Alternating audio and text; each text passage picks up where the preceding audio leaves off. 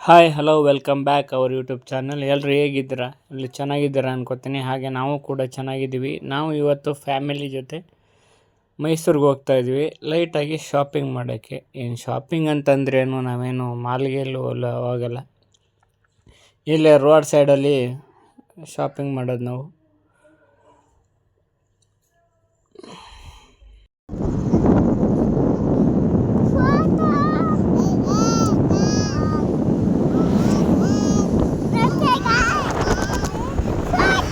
ನಾವು ಸಿಟಿಗೆ entry ಆಗ್ತಿದ್ದಂಗೆ ಹೆಲ್ಮೆಟ್ನ ಹಾಕ್ಕೊಂಡ್ವಿ. Double helmet ಇರಲೇಬೇಕು, ಇಲ್ಲ ಅಂದರೆ ಪೊಲೀಸರು ಫೈನ್ ಹಾಕ್ತಾರೆ, ಇಲ್ಲ ಅಂದ್ರೆ ಕ್ಯಾಮ್ರಾ ಫೋಟೋ ಹೊಡ್ಕೊಂಡು ಮನೆಗೆ ನೋಟಿಸ್ ಕಳಿಸ್ತಾರೆ. ನಾವು ಹೋಗೋಕ್ಕಿಂತ ಮುಂಚೆ ಚೆನ್ನಾಗಿ ಇಲ್ಲಿ ಮಳೆ ಊದಿತ್ತು, ಆದರೆ ನಾವು ಹೋಗೋಷ್ಟರಲ್ಲಿ ಸದ್ಯ ಮಳೆ ಇರಲಿಲ್ಲ. ಈಗ ನಾವು ಶಾಪಿಂಗ್ ಮಾಡೋಕ್ಕೆ ಹೋಗ್ತಾ ಇರೋಂಥ ಜಾಗ ದೊಡ್ಡ ಗಡಿಯಾರದ ಹತ್ರ. ಈ ರೋಡ್ ಸೈಡಲ್ಲಿ ಅಂಗಡಿಗಳನ್ನ ಹಾಕೊಂಡಿರ್ತಾರಲ್ಲ, ಕೈಗಾಡಿ ಮತ್ತು ಅಲ್ಲಲ್ಲೇ ಮಡಿಕೊಂಡಿರ್ತಾರಲ್ಲ, ಅವ್ರ ಹತ್ರ ನಾವು ಶಾಪಿಂಗ್ ಮಾಡೋದು. ಈಗ ನಮ್ಮ ವಾಚಿನ ಅಂಗಡಿಗೆ ಬಂದ್ವಿ. ವಾಚ್ಗೆ ಏನು ತಗೊಳತ್ತಿರಲಿಲ್ಲ, ಅದಕ್ಕೆ ಸೆಲ್ ಹಾಕ್ಸ್ಬೇಕಿತ್ತು ಒಂದು. ಹಾಗೆ ಸೆಲ್ ಹಾಕ್ಸ್ಕೊಂಡು ಅಲ್ಲಿಂದ ಹೊರಟ್ವಿ.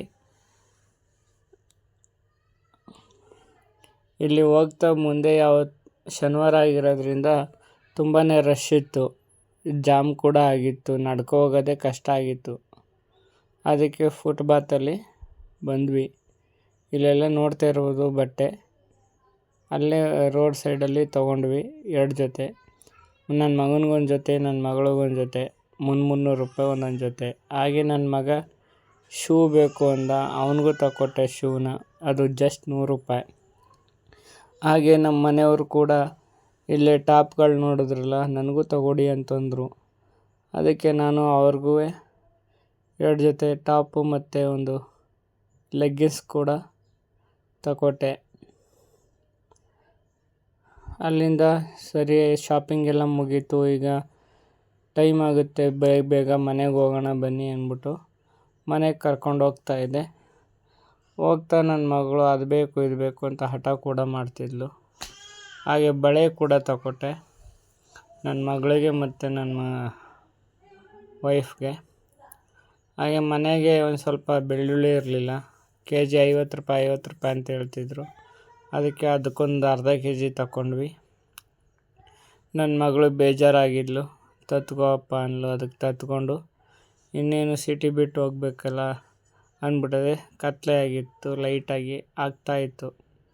ಅದಕ್ಕೆ ಜರ್ಕಿನ್ ಎಲ್ಲ ತಂದಿದ್ವಿ, ಅದನ್ನು ಹಾಕ್ಕೊಂಡು ಮನೆ ಕಡೆ ಹೊರಡ್ತಾಯಿದ್ವಿ.